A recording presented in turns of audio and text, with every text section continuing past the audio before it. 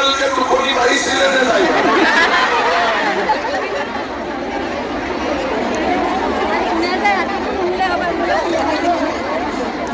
ৰাতিপুৱা নাই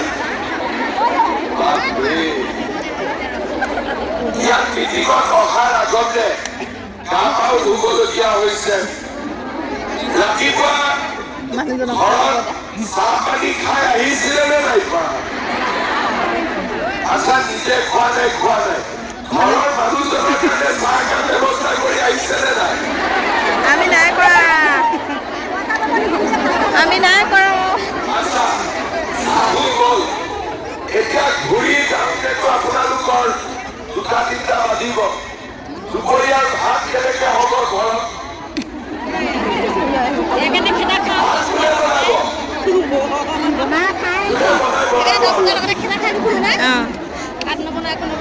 আজিৰ আমাৰ মহিলা উদ্যমিতা অভিযানৰ এই সুন্দৰ সভাত আমাৰ মাজত উপস্থিত অসম চৰকাৰৰ সন্মানীয় মন্ত্ৰী, গোলাঘাট সমষ্টিৰ বিধায়িকা অজন্তা নেওগ ডাঙৰীয়ানী, কৃষি মন্ত্ৰী অতুল বৰা,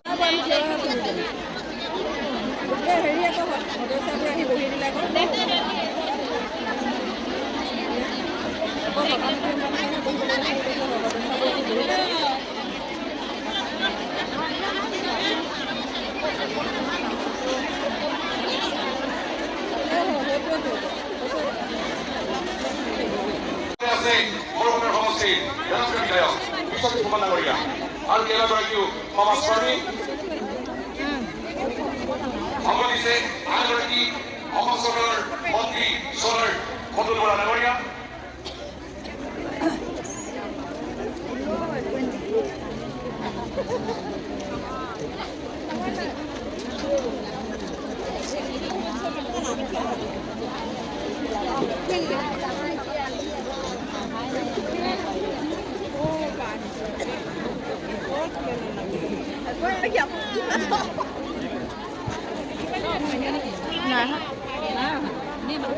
আহিলে চিঞৰিব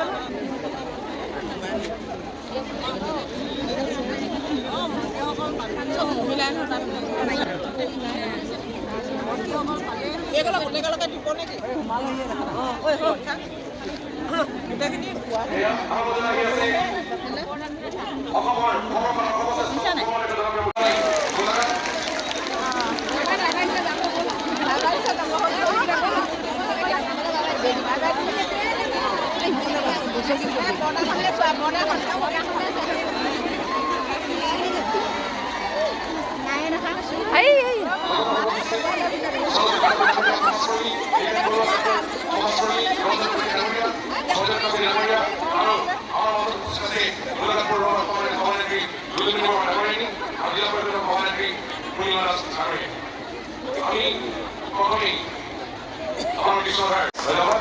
ইয়াৰ পাছত আমি আমাৰ সভানাম আগবাঢ়িবলৈ আগবাঢ়িছোঁ। আমি জাতীয় সংগীতেৰে আজি সভাখন বৰ্ণনা কৰি সকলোকে জাতীয় সংগীতৰ প্ৰতি শ্ৰদ্ধা জনাই জীৱনৰ কাৰণে সহযোগ কৰিবলৈ আৰু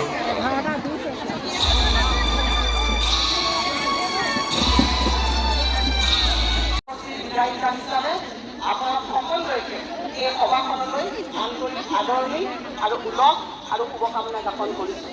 আজি আমাৰ মাজত গোটৰ সদস্যসকলক আশীষ দিবৰ কাৰণে আৰু ভৱিষ্যতে আত্মনিৰ্ভৰশীল এখন গোলাঘাট তৈয়াৰ কৰিবৰ কাৰণে অসমৰ মাননীয় মুখ্যমন্ত্ৰী ডাঙৰীয়া আহিছে।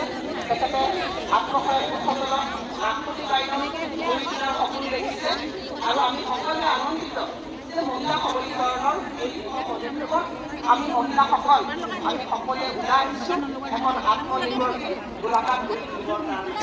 এই সুন্দৰ মুহূৰ্তত অসমৰ মুখ্যমন্ত্ৰী ডাঙৰীয়া আমি আশা কৰিছোঁ যে আগদিনীয়া প্ৰভুৱে তেখেতক আশীৰ্বাদ প্ৰদান কৰক আৰু দ্বিতীয়বাৰৰ কাৰণে পুনৰবাৰ অসমৰ মুখ্যমন্ত্ৰী হিচাপে প্ৰতিষ্ঠিত হৈ তেখেতে যাতে আমাৰ মহিলাসকলক নতুন উৎসাহেৰে আৰু সবল কৰে তাৰ কাৰণে বহু চৰণতো প্ৰাৰ্থনা জনাইছোঁ।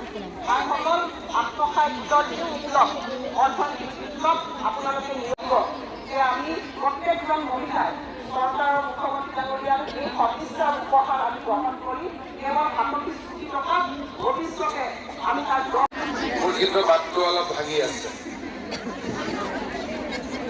কি কৈ আছে বাইদেউ? ঠিক আছে, যাওঁতে মই আপোনাক মাত লগাই যাম, হ'ব? ৰাতিপুৱা কেইটা বজাত আহিছে? কেইটাত? 8টা বজাত। 6টা।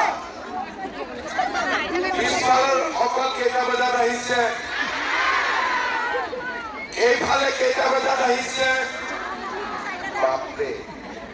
ঠিক আছে, মই এটা এটাকৈ সুধিম, 5টা বজাত কোনে কোনে আহিছে?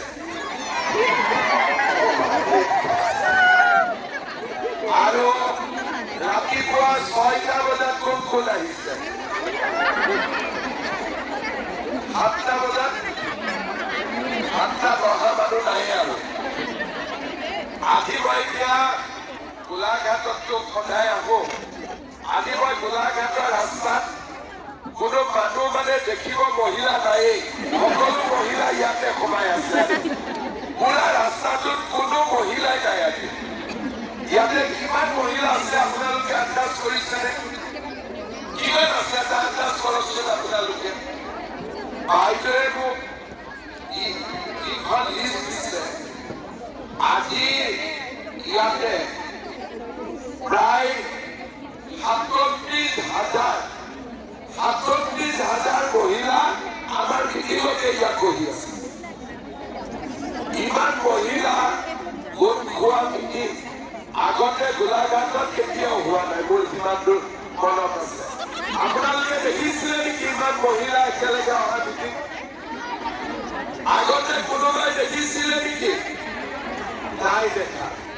তাৰমানে আজি আমাৰ মিটিংখন আপোনালোকে ইমানেই ভাল পাইছে যে মই অহা কথা আছিলে ৰাতিপুৱা 11টা বজাত আৰু আপোনালোক আহি গ'ল ৰাতিপুৱা 6টা বজাত।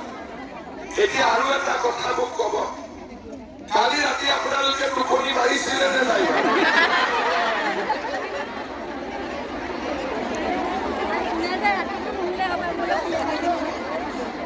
ৰাতি পোৱা নাই? বাপৰে। ইয়াত মিটিঙত অহাৰ আগতে গা পাও ধুবলগীয়া হৈছে। ৰাতিপুৱা ঘৰত চাহ পানী খাই আহিছিলে নে নাই পা? আচ্ছা, নিজে খোৱা নাই? ঘৰৰ মানুহজনৰ কাৰণে চাহ কাপ ব্যৱস্থা কৰি আহিছে নে নাই? আমি নাই কৰা। আচ্ছা, চাহু গ'ল। এতিয়া ঘূৰি যাওঁতেতো আপোনালোকৰ 2টা-3টা বাজিব। দুপৰীয়াৰ ভাত কেনেকে হ'ব ঘৰত? ভাত কোনে বনাব?